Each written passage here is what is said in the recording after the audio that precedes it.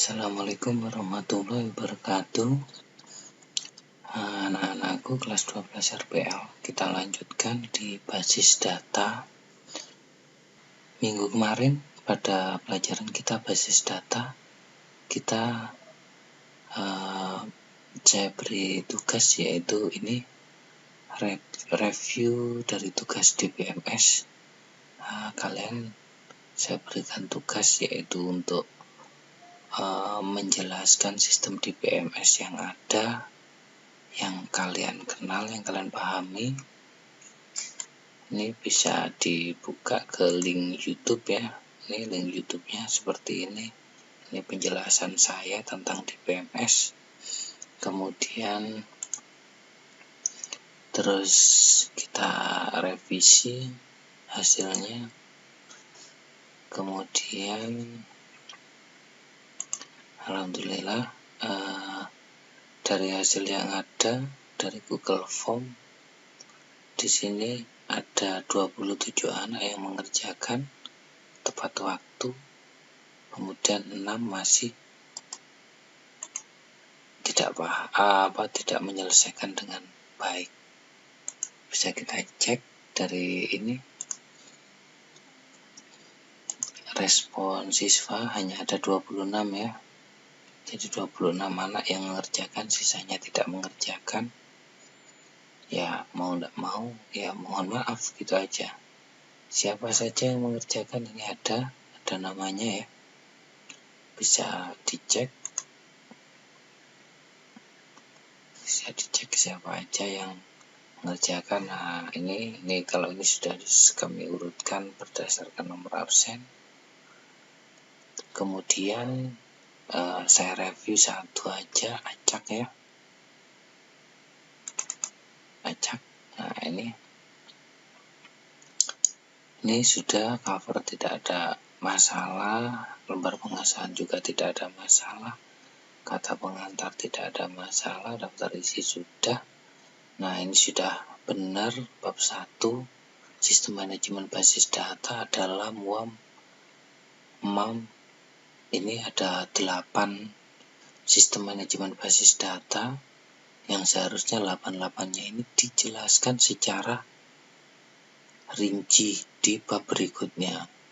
Bab 2 berarti LAM, bab 3 berarti WAM dan seterusnya.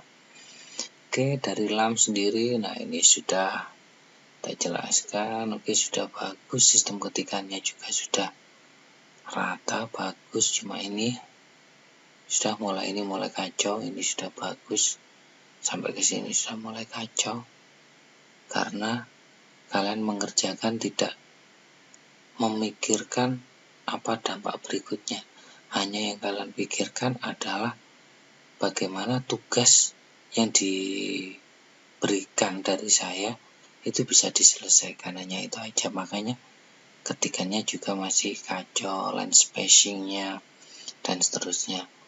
Ini bab 3-nya ini sudah sama. Ini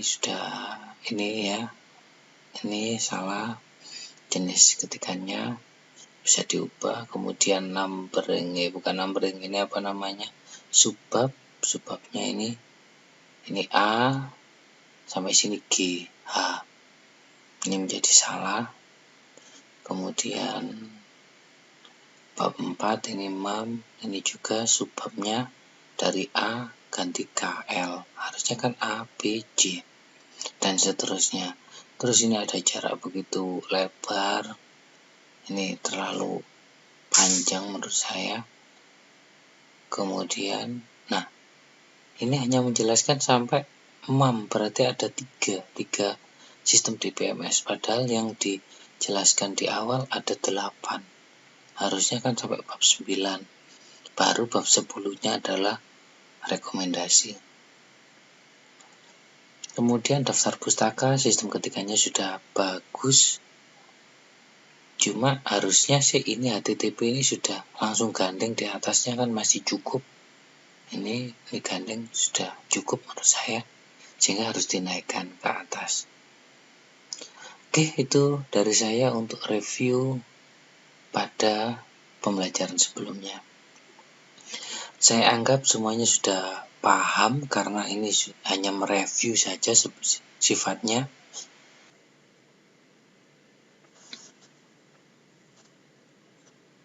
Kita lanjutkan tugas yang berikutnya. Tugas yang berikutnya yaitu membuat laporan praktikum. Jadi kalian saya suruh praktikum. Apa praktikumnya, Pak? Ya, praktikumnya anak RPL ya, berbasis komputer. Jadi membuat laporan praktikum pembuatan relasi tabel. Maksudnya bagaimana? Nah, di sini pekerjaan kita.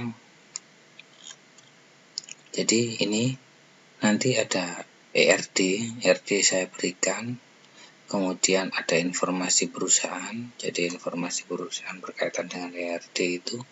Kemudian saya tampilkan ERD. ERD ini kan ada entitas, ada atribut. Nah, itu ada gambar entitas dan atribut terkoneksi. Jadi entitas dengan entitas ada relasinya.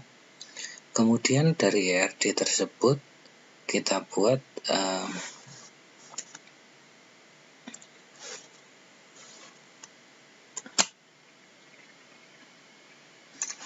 di sini saya lanjutkan. Jadi nanti ada ERD, ada ilustrasi sebuah perusahaan. Kemudian dari ilustrasi tersebut ada ERD. Nah, dari ERD ini tugas Anda adalah menentukan tabel apa saja yang bisa menjadi entitas. Dari entitas jadi tabel. Entitas yang muncul di sana apa saja, entitas apa, ada entitas baru, ataupun entitas yang tidak perlu, jadi bukan entitas.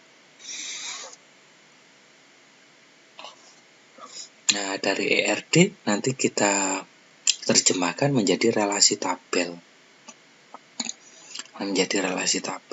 Nah, baru dari relasi tabel kita bisa membuat nanti sintak SQL, database SQL. Artinya apa? Artinya dari relasi tabel silakan di-create tabelnya. Nah, kalau kita mau modifikasi tabel, bagaimana sintak modifikasinya? Atau mungkin proses relasinya seperti apa? Misalkan ada tabel A dengan tabel B berelasi. Nah, relasinya jadi seperti apa? Kemudian yang berikutnya, tabel kalau kita biarkan kosong, tidak ada gunanya. Kalau kita mau membuat aplikasi, pasti kita akan mengisi tabel. Atau istilahnya data manipulasi lanjut. Mengisi, mengupdate, hapus, delete, atau mengubah. Jadi, ini. Nah, seperti ini ERD yang saya berikan. Ini ilustrasi perusahaan. Silakan dicek nanti di file Word-nya. Itu adalah template-nya. Silakan dibaca. Kemudian ERD-nya ini. Jadi sudah saya buat ini ERD-nya kayak gini. Jadi ada pegawai, ada departemen, ada pegawai, ada proyek, ada pegawai, ada tanggungan, yang mana pegawai berrelasi dengan departemen, pegawai bekerja untuk departemen, ada beberapa pegawai mengepalai departemen, ada pegawai bekerja pada satu proyek. Nah, semacam ini. Jadi ini ERD-nya, silakan dibuat. Apa istilahnya? Ini ERD, dibuatlah relasi tabel. Jadi tabelnya apa aja yang muncul. Kayak gimana itu, Pak? Kalau tanya kayak gimana, seperti ini loh contohnya. Jadi ini ada tabel, ada tabel, ada tabel, ada tabel, tabel, dan ini berelasi one to many atau many to one. Nah, seperti ini relasinya. Atau kalau kita kenal dari ini MySQL seperti ini. Jadi ada tabel, relasi, tabel, relasi, tabel, relasi. Ini relasi tabel. Ya, ini bisa juga dikatakan ERD juga, tetapi yang ERD yang sesungguhnya ya diagram entitas yang tadi, yang di Office Word ini yang di sini. Ini adalah ERD yang sesungguhnya kayak gini. Cari Anda ERD apa, pasti seperti ini bentuknya. Kemudian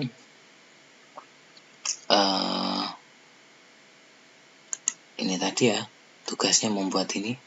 Jadi membuat relasi tabel, membuat gambar kayak gini, gunakan software, ya misalkan salah satunya menggunakan Visual Paradigm. Ini salah satunya. Pak, kalau saya mau menggunakan XAMPP langsung gimana? Ya enggak apa-apa. Berarti prosesnya Anda balik.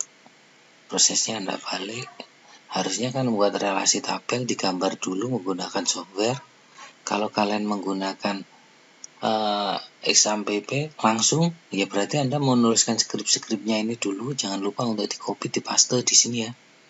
Copy paste di setiap tabel, masing-masing tabel. Nah, kemudian di ML-nya juga sama, masing-masing tabel kayak gitu. Barulah dari sini kita hasilkan, kita tampilkan dengan desainer. Desainer ini akan tampil ini. Oke, sudah paham ya tugasnya? Silakan dikerjakan. Waktu saya kira kalau 1 hari terlalu kejam bagi saya, ya saya tambahkan waktunya sampai akhir minggu ini, yaitu hari Sabtu berarti, sehingga hari Minggu masih ada waktu untuk saya koreksi. Oke, demikian dari saya, itu tugas dari saya akhiri. Assalamualaikum warahmatullahi wabarakatuh.